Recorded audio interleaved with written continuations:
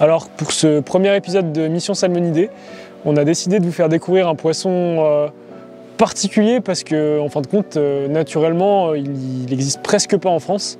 Je dis bien presque pas. C'est donc la truite arc-en-ciel. Et oui, donc en ce moment, on est en tout début mars. On est le 3 mars. La truite est encore fermée du coup. Et quoi de mieux pour se remettre en jambe juste avant l'ouverture que d'aller pêcher dans un cadre magnifique, des arcs-en-ciel magnifiques.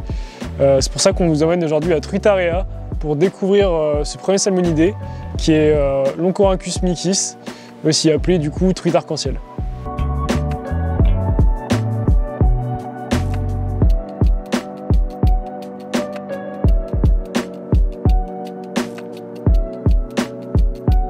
Alors du coup, ça fait un petit moment qu'on s'était contacté avec Guillaume du coup pour pouvoir faire ce premier épisode chez lui, parce que c'est vrai que ça nous tenait vraiment à cœur de le faire ici particulièrement, parce que c'est pas la première fois qu'on vient pêcher. On sait très bien qu'il y a des poissons pas faciles, mais vraiment d'une beauté incomparable.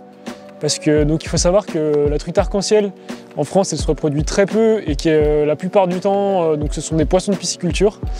Et les poissons de pisciculture sont comme ils sont, sauf que particulièrement chez Guillaume, ils sont vraiment magnifiques.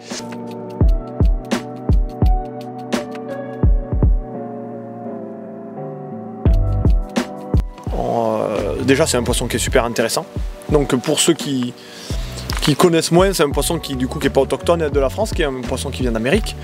Il a un gros avantage que les pêcheurs à la mouche ont compris depuis longtemps, plus que nous, c'est qu'il a un rapport poids-puissance démentiel, quoi. Et donc du coup, c'est super sympa à prendre sur une canne à pêche parce qu'en général, ça fait hurler un frein, donc c'est vraiment sympa.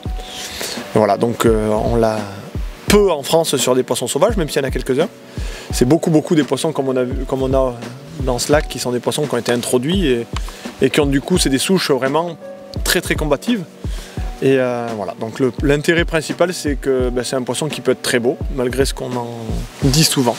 C'est un animal magnifique et super agressif par moments, un peu très proche de notre fario par certains points, beaucoup moins par d'autres. C'est un poisson grégaire. Donc, on l'a vu, hein, à la fin, on l'a vu vraiment. Hein.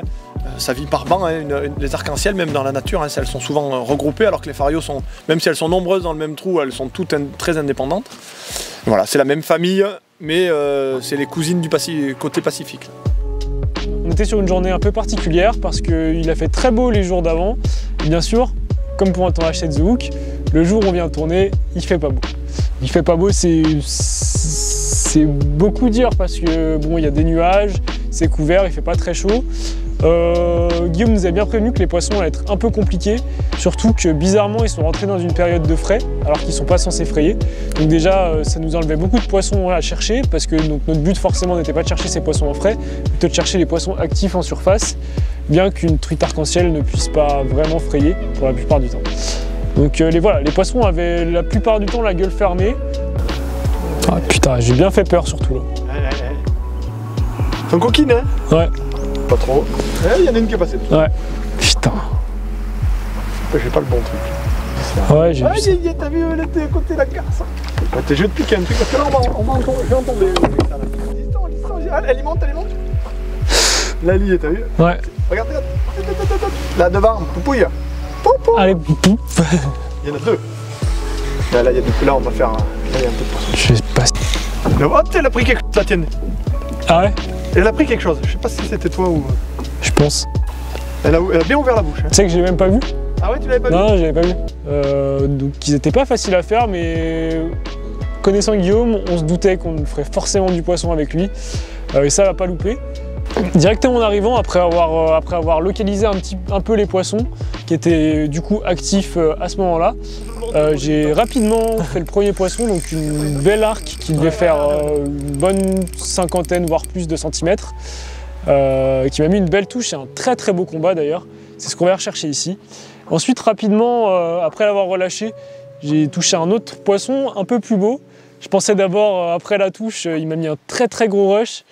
Ensuite, voilà, il était très lourd, je me suis dit putain, bah, ça y est, il est passé dans les branches. Et en fait, pas du tout, j'avais juste pas vu sa taille.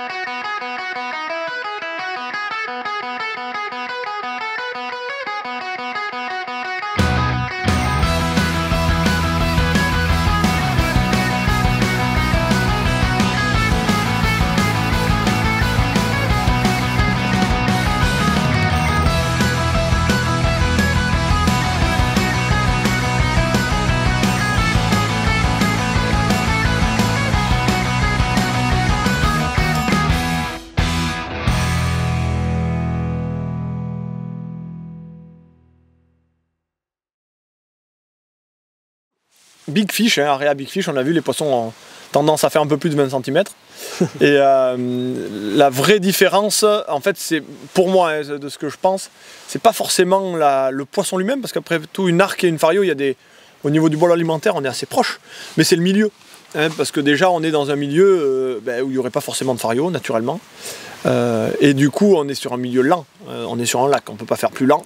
Et quand on parle de pêche à la truite, on a l'habitude de milieu rapide.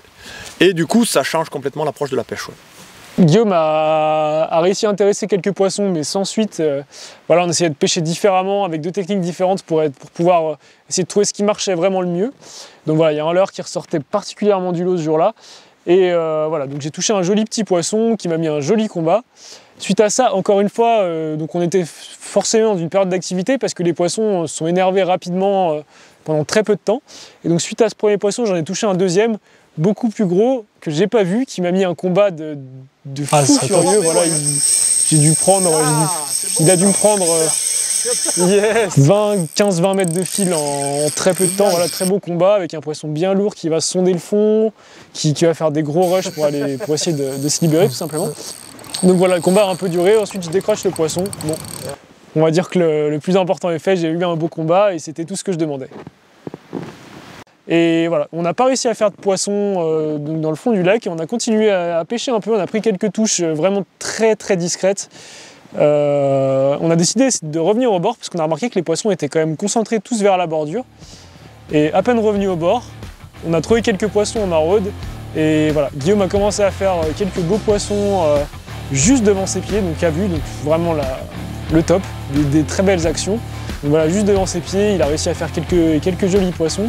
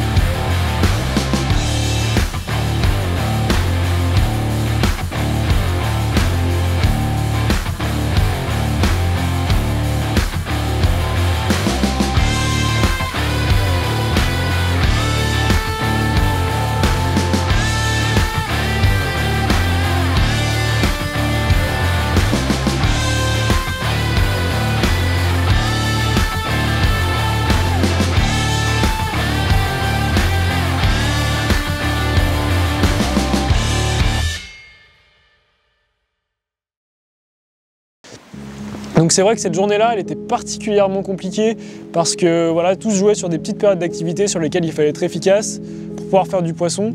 Et c'est aussi ça la pêche. C'est une journée assez difficile par rapport à ce qu'on avait déjà vécu par le passé sur ce même endroit qui est Truitarea. Mais c'est vraiment une pêche top, surtout pendant ces périodes creuses où on n'a pas l'habitude de pêcher normalement, parce que bon, la truite est fermée, donc on ne va pas aller la pêcher. Et heureusement qu'on a encore des coins magnifiques comme cela pour pouvoir vous faire découvrir dans ce premier épisode de Mission Salmonidés la truite arc-en-ciel dans un cadre aussi joli que celui-là. C'est vraiment un honneur de pouvoir pêcher du coup ces poissons plus que magnifiques et particulièrement magnifiques comparé à d'autres endroits, dans un cadre exceptionnel, et puis tout simplement de pouvoir pêcher pendant que la pêche est fermée, pendant la fermeture. C'est vraiment un très bon moyen de pouvoir se remettre en jambes juste avant l'ouverture. Allez, maintenant on se retrouve très bientôt dans le prochain épisode de Mission Salmonidés avec un poisson assez mystérieux que peu de gens connaissent et qui est pourtant un salmonidé de nos eaux françaises, et celui-là, il est bien d'ici. Allez, à plus!